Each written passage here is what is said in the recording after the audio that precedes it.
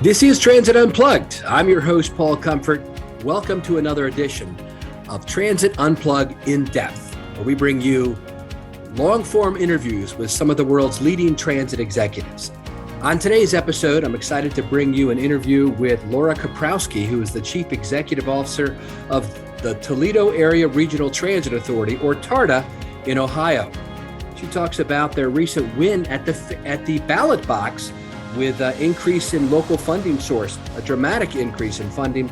She'll also tell you about adopting their new strategic plan, hiring a new leadership team, creating a new brand and image for TARTA, and a brand new customer experience department there, as well as a look at what their plans are for fare-free transit heading into 2022. All that and more on this episode of Transit Unplugged. Thank you for being with us each and every episode. This is Transit Unplugged. I'm your host, Paul Comfort. Great to be with you on another edition of the world's leading transit executive podcast, Transit Unplugged in Depth. And today I'm excited to have with us as our guest, Laura Koprowski, Chief Executive Officer of the Toledo Area Regional Transit Authority in Toledo, Ohio. Laura, thanks for being with us today. Oh, sure. Excited to be here, Paul. Yeah, both of us are under winter weather stuff going on. I'm in Maryland, you're in Ohio, and we both, I think, have a lot of cold weather, wind, snow, all that jazz, huh? Oh, yeah, we do. We're expecting to start out our day at a balmy 35, 36 and see ourselves nosedive to maybe 1 degree, but it's January. That's right. Yeah, welcome. Happy New Year and all that, huh? So, hey, great to have you with us, as I mentioned, and you've got a lot going on there. We have a lot to dig into today. But first, I was wondering if you could just give us some context for your agency. Tell us a little bit about the scope of services you run there, drivers, budget, all that stuff. Yeah, sure. Happy to do that. So just a little context, we'll start with the Toledo metro area. We are home to the 4th largest city in Ohio, and we're right kind of on the state line with Michigan. And so a very heavy manufacturing part of this community. And our transit system is celebrating 50 years of existence. So we are a bus only. We have paratransit. We run 28 fixed routes.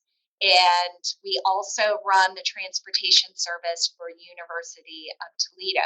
And then finally, we also have a service called Call a Ride, which we're looking forward to migrating and modernizing that into something that is more at the forefront of microtransit. But that is operated in our 6 suburban communities. So we actually currently at this time operate in 7 communities, City of Toledo, and then 6 other suburban areas. And like employees, budget, those kind of things?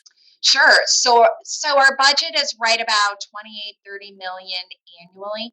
And then we have about 250 employees. And, as far as drivers go, that is definitely a little more than half of that are bus operators. And we also have 3 facilities. We have a main campus for our fixed route, call a ride, maintenance. It's a pretty large operation. We have a downtown transit hub that is open 6 days a week. And then we also have our paratransit facility, which is also right near our Amtrak station as well. Oh, wow. Very good. Mm-hmm. And how do you handle paratransit? Do you tell us about the contracting mix? I think you do some yourself and you outsource some and those kind of things. Yeah, right. It is a combination. It's kind of a public-private partnership is the way we approach our paratransit service. And we do have 40 operators right now that help us provide that service. It is 7 days a week. So our own drivers are working 6 days a week. But we have a really robust utilization of this program. So we actually work with 3 other local providers, service providers, to help us provide the majority of our rides. And certainly, like everyone else in the industry, we are actively trying to hire more drivers for this service. Yeah, that seems to be one of the hot trends coming now into 2022 is everybody needs more operators. And I know that coming through the pandemic, a lot of especially skilled mechanics retired, et cetera, a lot of drivers.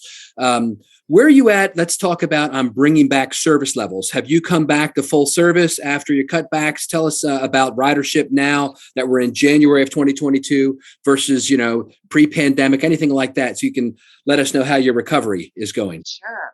Sure. Well, like everyone in March 2020, we just really extremely dialed back.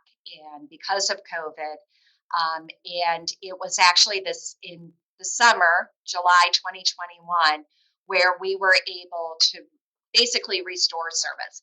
Now, not only was TARTA dealing with the pandemic, we were also dealing with financial situation here, which look forward to talking about how we've changed that trajectory.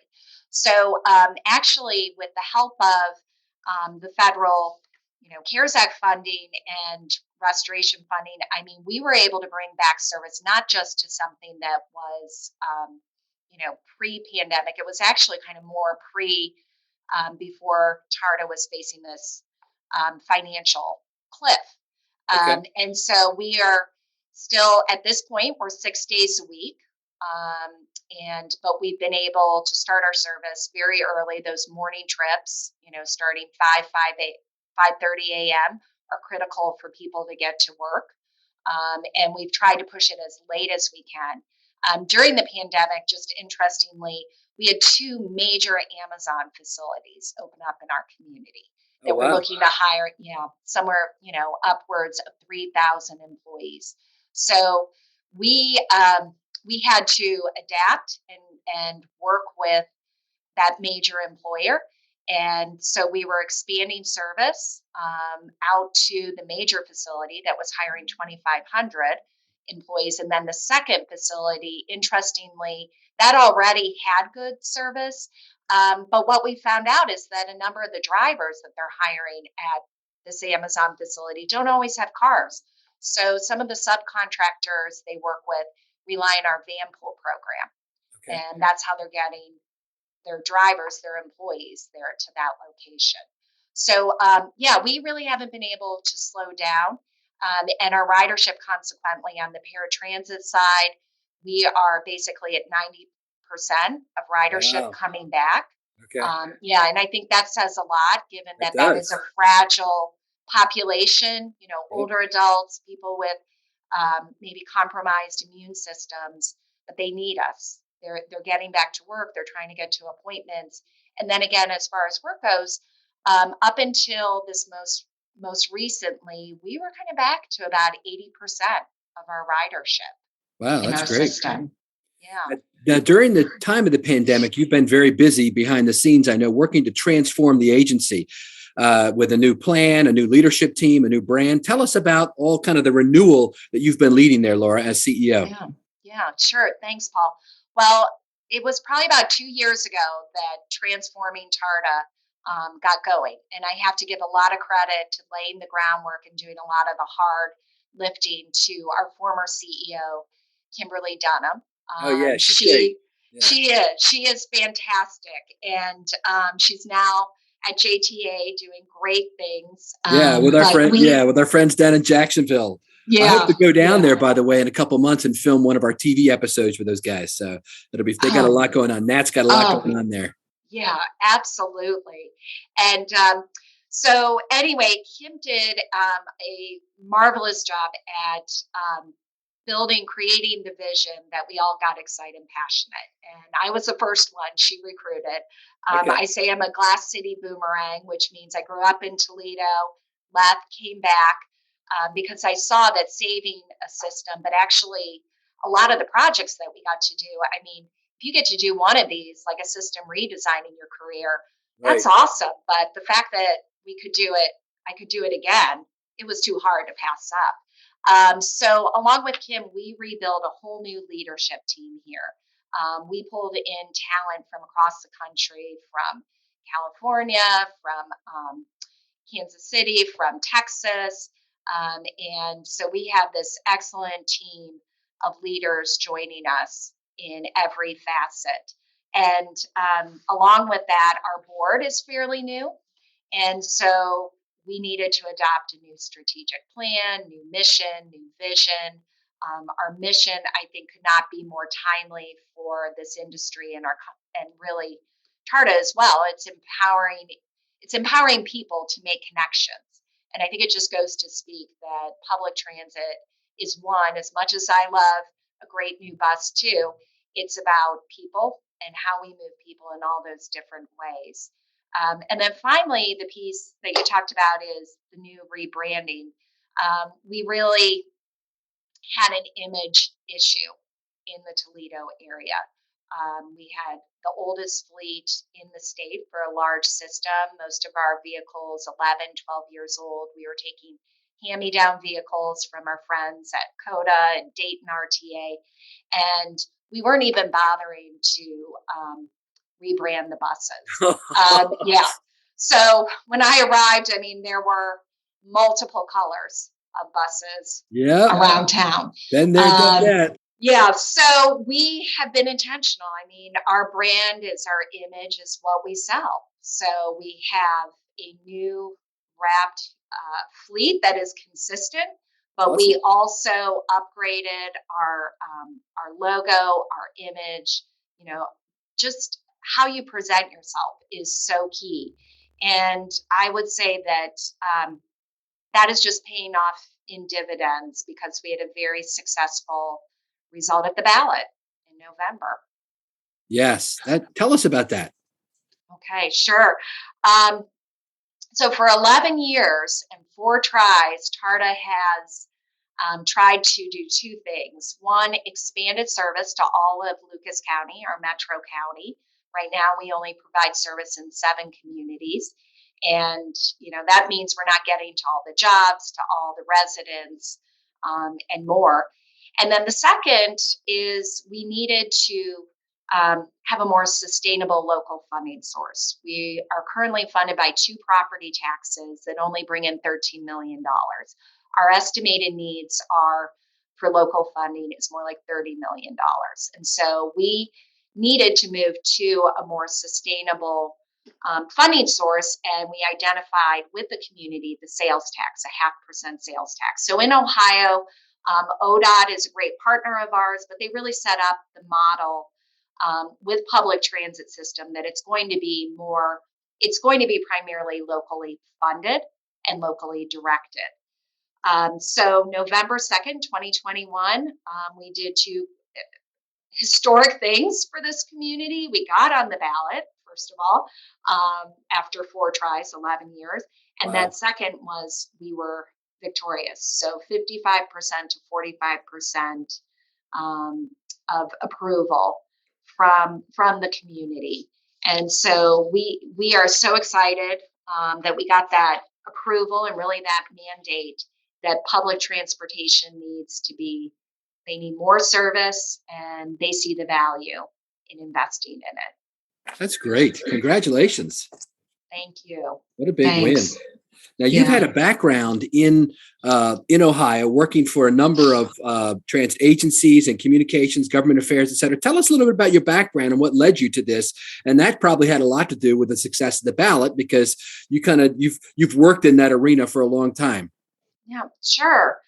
Well, yeah, I've had a 25-year career in transportation. My very first job was selling rideshare, rideshare portfolio to employers in the Columbus area. So it was public transportation, van pooling, carpooling. From there, I moved in and really expanded into communication, marketing, government relations. And I've done government relations at the local, regional, state, and federal level. And and during this time, I was working at the Mid Ohio Regional Planning Commission, Columbus. And that's a very progressive organization.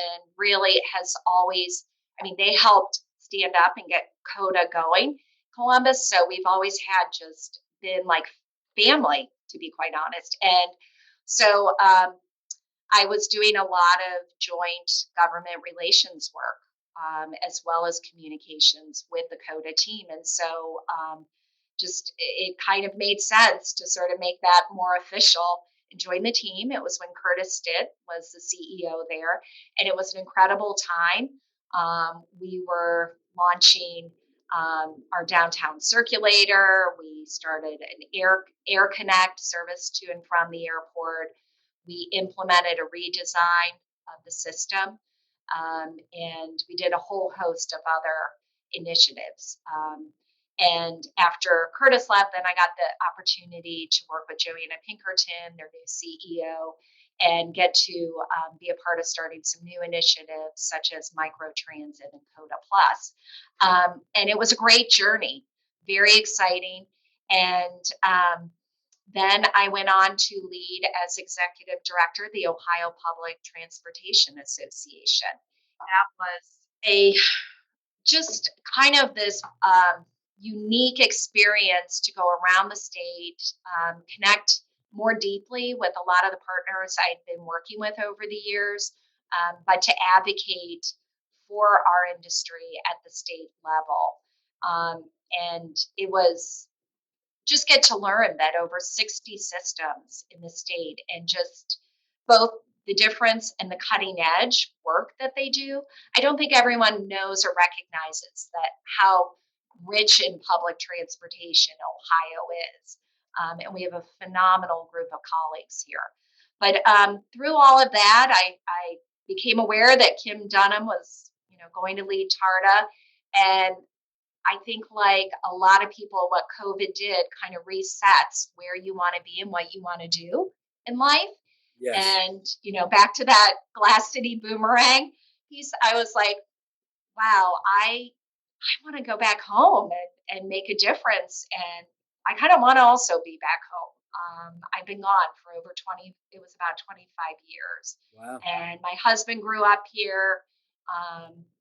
We knew that this was kind of a special time we might have with some of our older family members. Yeah. And also, I thought it would be really a great way to grow and expand my knowledge in the industry to be at a property this size. Because what's really unique when you're at a place like TARTA, and a team, you got to dive into every area. You have to roll up the sleeves. That's right. I'm sure, I don't have a CDL, but some days you feel like you're virtually driving the bus. And it's been fantastic. And I really have always identified with that customer experience component. And so getting to build and create a new division focused on that has been great fun and very rewarding. Tell us about that. Your customer experience. You've got a new focus going on there, right? We do. I mean, I think along with the industry, right? Yes, that's right. We have identified that is a key component because ridership can fluctuate, but the experience always lasts. And interestingly, as I've gone around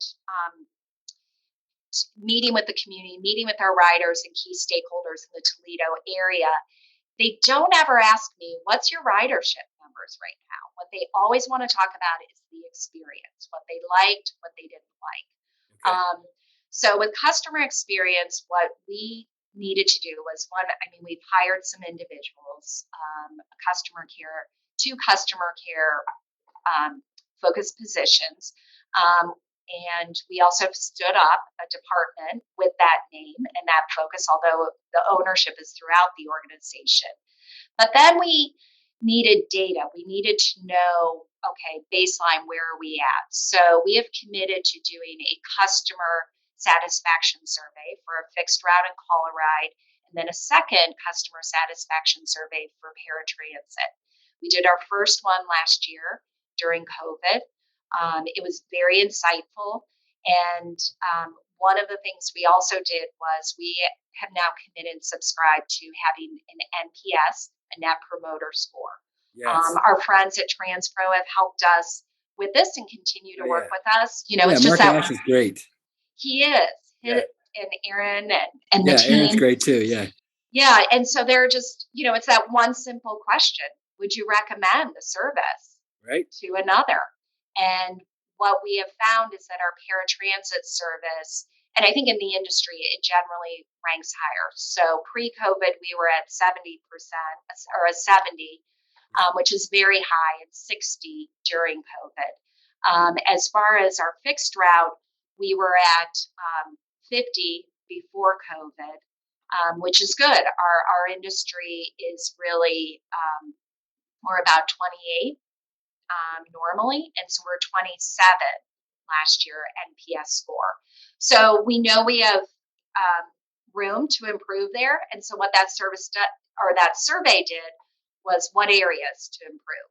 You Right. know, and of course some of the things are probably not going to be surprising. I mean, but amenities is very high in the list here. We also learned that in some of and we've been doing a lot of other surveying too, but we have 73% of our fixed route customers right now are transit dependent. I mean, they Mm. are using us every day of the week. And so making sure that they have a great experience and staying focused on that is key to what we do each and Sure. every day. And so you've actually started a new customer experience department, right? We have Patty Talbot is since I moved into the CEO role, she has now taken that on. So it's customer experience and mobility. We our customer service teams are underneath her. We also take a lot of time and attention of what we're doing at our downtown transit hub. It's important. Our customers, we until we change our system and we're doing a redesign, right now, all but four of our routes, all of them come downtown Toledo. Yeah. So we have a lot of customers that need that transit hub to catch another route, another line out. Right.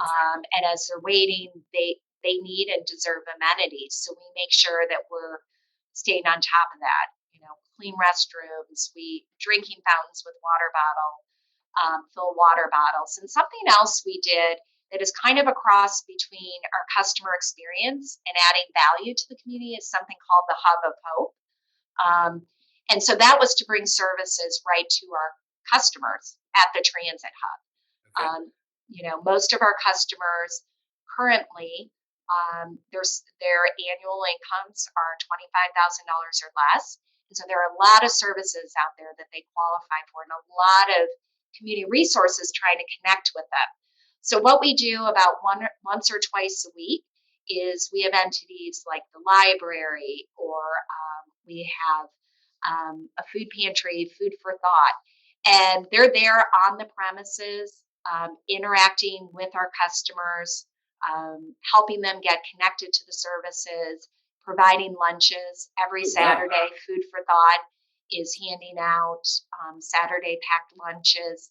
And it has been extremely popular with our customers, but we're also finding a lot of entities in the community want to get to our hub and partner with us. Yeah. So I think it's just takes it to a unique level. There's many layers to how we provide that customer experience in our industry. And you've done some other kind of community value partnerships, right? Such as, in addition to your Hub of Hope, Toledo Jeep Fest and other things you've been doing. Tell us about those. Yeah. Well, Toledo Jeep Fest, I'm really proud of. We embrace the fact that we are a car city. We're just an hour south of Detroit, but that doesn't mean that all of our community doesn't have an opportunity to use TARTA for trips in addition. And so the Toledo Jeep Fest has grown in national prominence and it just takes over our downtown. So we brought it back this summer. It was a one-day affair. It's going to grow to a 3-day event in 2022 in the second weekend of August. And so what we did is we created and wrapped a Toledo Jeep Fest bus. We also created Toledo Jeep Fest Express. So with that, we wanted to give more and diverse riders or potential riders a taste of the new TARTA. And we wanted them to experience it, like it, see how easy it is, and then come back. So instead of designing something brand new just for the event, we actually used our current Route 19. And we really, added a lot of education, outreach, awareness so that our residents, Toledo area residents, can find how easy it is to park. The idea was come and park your car at our local large Franklin Park Mall, hop on the Jeep Fest Express, take it downtown. No worries, lots of streets were closed because we had a 2.5 hour Jeep Fest parade. Had Wow. no idea there could be that many Wow. interesting Jeeps. Yeah. But we saw our ridership on that route actually increase by 50% during the day. So, we are a very event focused community. We have a lot of visitors who come up here for our events, for our parks, to be on Lake Erie. So we're excited to use our service to do more events and add more community value in the future. Great. And last thing I wanted to ask you about is kind of going forward. I know that you've been during the pandemic, you've been giving free fares, and a big topic across the industry is, which agencies want to keep them. Some have started to phase them back in. Some of them are taking into consideration more equity and inclusion by making sure they're doing fare capping or providing better context for their monthly passes so that people who don't need to go downtown 5 days a week, but maybe 3, can still get a discount. What's your game plan, Laura? Sure. Well, we have been fare free since March 2020. We really felt it was one of the safest methods we could initiate during the Sure. COVID pandemic. As time went on, we also realized that our community was, while we were having some successes like Amazon coming to the community, we were also having parts of our community were hard hit. And we didn't also want any barriers to going to trying to get medical attention or to have um, vaccines. So we have kept it free. We also, and yet as we look going forward, we realize that we need to bring fares back thoughtfully. So we are looking at in August 2022 that we will reintroduce fares. We want to give our community plenty of time, but we also need to upgrade the technology that Yes. we're doing. So we need to purchase or we need to upgrade our fare boxes. They are outdated. There aren't parts available anymore to replace them. So we'll be working on that. But back to that data piece and why it's so important and valuable to us that we do constant surveying and conversations with our customer. Again, we learned just about their kind of capacity in terms of most of our customers are unbanked. Their incomes are below 25,000. We wanted to be sensitive to that, and so what we'll be doing is probably from August onwards a 12 to 24-month transition into being cash free on the vehicles. So we hope to follow um, our colleagues in the industry into moving to smart cards, moving into mobile payments. We are currently part of the Easy Fare system, and I don't know if you're familiar with that, Paul, but it's an example of what we do in Ohio in terms of partnership collaboration. So there are probably 15 of us. Cincinnati, Canton, I know Cleveland has just joined as well. And so we have one system, Easy Fare, that is our mobile payment with Masabi. So we will always have that available, and we have in the past. But again, hopefully, not hopefully, we will be Yes. moving to a cashless. Because as you said, right now, without that, we can't provide that fare capping, and I think it is so critical. We are definitely one of those communities where this focus and this recognition of equitable transportation. I talk a lot about, I am really proud of who we serve. I am so proud because these individuals, they're the ones who are stocking the shelves. They are cleaning our schools and our hospitals. They never stopped working. And they deserve excellent transportation and all. They also deserve something that is affordable. And how do we do that? So we are very much keeping them in mind. And we also know, too, this community feels very intertwined with TARTA. They like to be involved. We do a lot of public meetings and virtual meetings. And so we want to give the community a lot of time to help us build that plan and transition to the future and being cashless down the road. Well, Laura Koprowski, sounds like you've got a great plan in place and you're implementing it to help, again, as you've mentioned, kind of continue to weave TARTA into the fabric of your community. Thank you so much for being our guest today on Transit Unplugged. Thank you. It's great. Thank you for listening to this week's episode of Transit Unplugged with our guest, Laura Koprowski, CEO of TARTA in Toledo, Ohio. Now, next week on Transit Unplugged, we have Paul speaking with Karen Philbrick of the Mineta Institute. And then after that, we have the first of two very special episodes, our Legacy Leaders series, where Paul is talking to some of the people who've led the public transit industry for decades, and they look back on the past, present, and future of public transit. If you have questions, comments, or would like to be a guest on Transit Unplugged, feel free to email us anytime at info@transitunplugged.com. So until next week, ride safe and ride happy.